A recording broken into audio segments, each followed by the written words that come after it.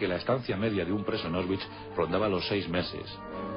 En esos 6 meses, por lo general, acababa en la cámara de gas, en el horno crematorio, o bien moría por las propias enfermedades, o fusilado o ahorcado, en esos ahorcamientos colectivos que muchas veces los SS hacían, para dar, pues, ejemplo de lo que se podía hacer con uno de los presos si no se atenía a las consecuencias.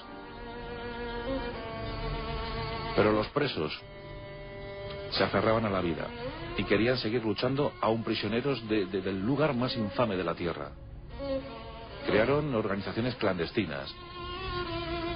Siguieron fomentando la cultura entre los presos. Dicen que todas las nacionalidades posibles estaban en Auschwitz. Y dicen que en los momentos más oscuros de la noche recitaban en voz alta las poesías de sus países. Era un ejemplo hermoso de seguir aferrados a la vida. Había una pequeña comunicación con el exterior. La resistencia estaba ahí. Y los presos procuraban pasar datos sobre los guardianes SS o sobre aquellos guardianes de campo reclutados entre los presos que se ofrecían a cambio de unas mejores condiciones de vida, a cambio de traicionar a sus compañeros. En una ocasión escaparon 3 presos polacos y para ejemplificar el asunto se colgó a 12 el mismo día, a la misma hora, delante de todo el mundo. Cuando se pasaba lista, los presos debían estar genuflexionados, en cuclillas o de rodillas, o con los brazos en alto, y así podían pasar horas hasta que se completaba el listado. Y por supuesto hay que hacer alusión a las terribles prácticas médicas que se hicieron en Auschwitz. Algunos nombres se hicieron tremendamente conocidos entre los presos y posteriormente entre toda la humanidad.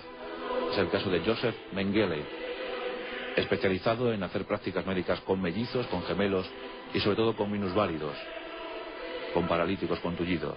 Eran su especialidad. A los prisioneros se les entregaban, se les aplicaban tóxicos de toda clase, pruebas de alergia. Con ellos se hizo toda clase de barbaridades que no vamos a entrar en pormenores para no asustar, para no asombrar todavía más a los que nos escuchan. Os podéis imaginar.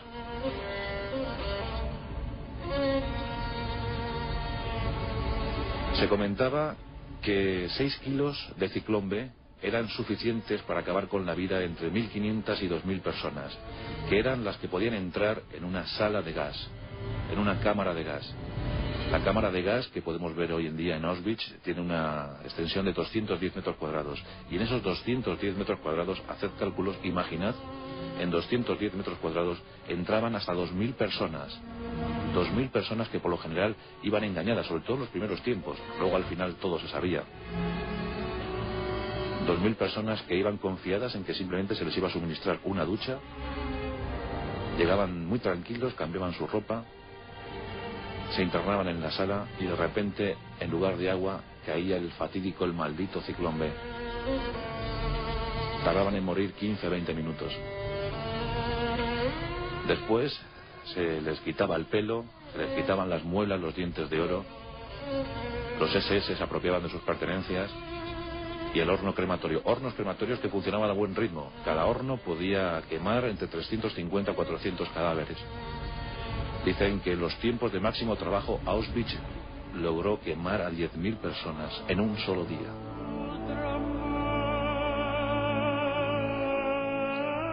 Los estudiosos del caso no se ponen todavía muy bien de acuerdo en cuanto al número de personas que fallecieron en Auschwitz, pero según cálculos muy certeros, o aproximadamente certeros, al parecer 1,5 millones de personas murió en Auschwitz en este tramo de 5 años. 1,5 millones de personas. Es el mayor cementerio del mundo. Con las cenizas se fertilizaba campos.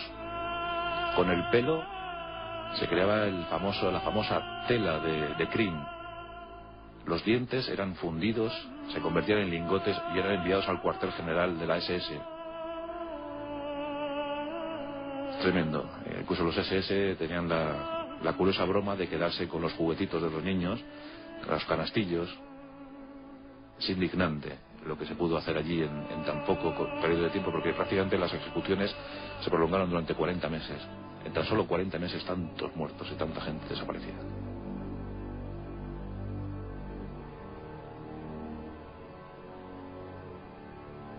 Eso sí, las SS intentaron hacer desaparecer todas las pruebas, pero fue imposible porque los supervivientes habían almacenado en su retina, habían almacenado en su memoria todo, al detalle, al milímetro.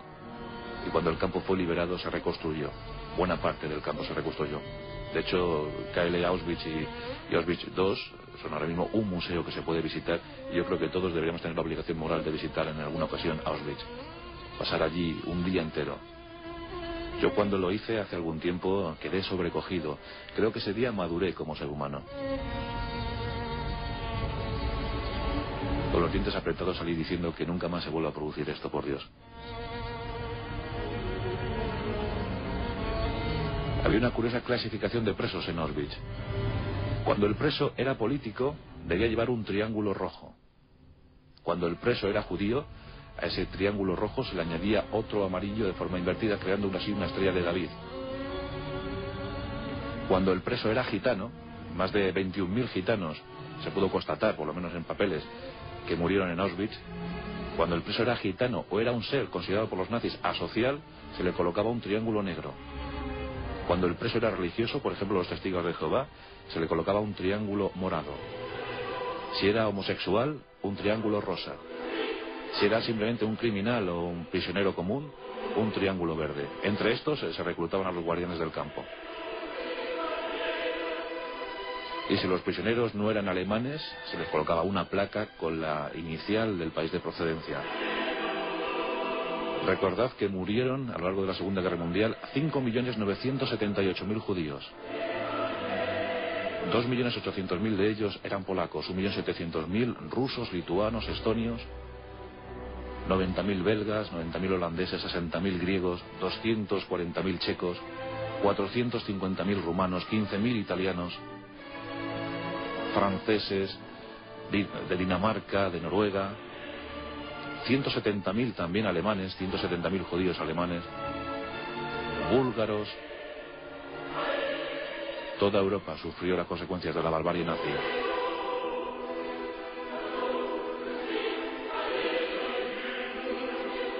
Las tropas soviéticas liberaron Auschwitz el 27 de enero de 1945. Los supervivientes apenas podían hablar de la emoción. Había algunos que tan solo pesaban 30 kilos, 35 kilos. Muchos murieron desgraciadamente poco después. La enfermedad había avanzado muchísimo. Las enfermedades más frecuentes en Auschwitz, dado el hacinamiento, dada la falta de higiene, eran el tifus, la sarna. Había una frase muy curiosa también dibujada en las paredes que decía: un piojo te procurará la muerte.